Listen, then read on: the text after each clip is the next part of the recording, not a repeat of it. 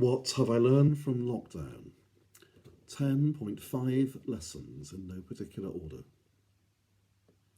All of life is a learning experience, so I offer here in all humility some of what I've gleaned from my experience over the past few weeks. Number 1. That human nature remains essentially unchanged, but that a crisis may amplify certain characteristics, for good or ill, is a truism which is nonetheless true.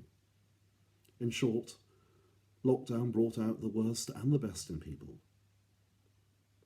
but those tendencies were already there.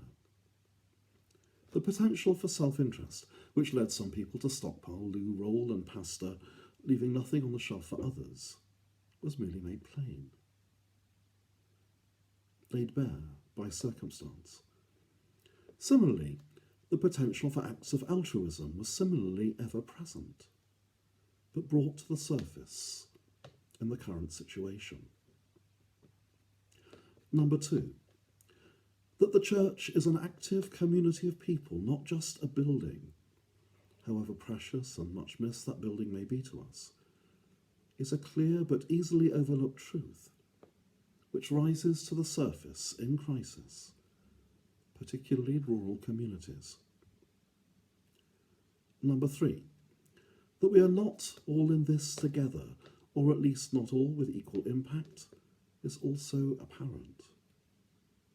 The pre-lockdown social inequalities, the greater risk factors for the financially challenged, and for those from minorities, were again simply brought into sharper focus by the present crisis.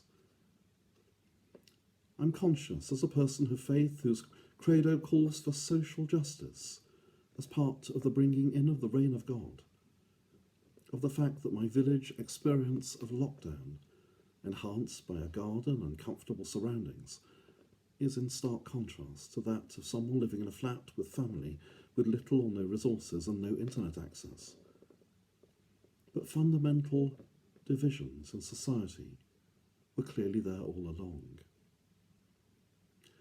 Number 4, that Professor Linda Woodhead's view that the NHS has usurped the place of the Church of England as national religion is closer to the mark than many of us, especially religious professionals, might care to admit.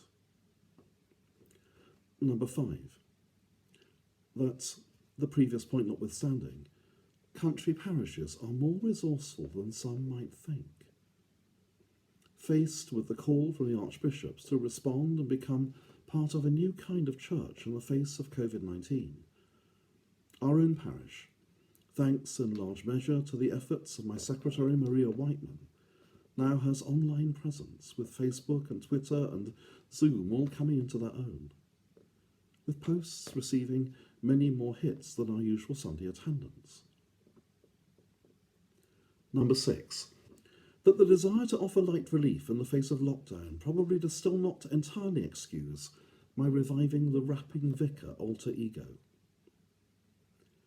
Number 7, that in the face of COVID-19, culture and creativity and the arts are vital expressions of hope and humanity and spirituality and faith. Number 8, that silence and solitude, experienced as a blessing by some of us who live hectic and engaged lives, is clearly not embraced by all, especially by those facing the challenges of mental health issues, of bereavement, of isolation from family and support networks.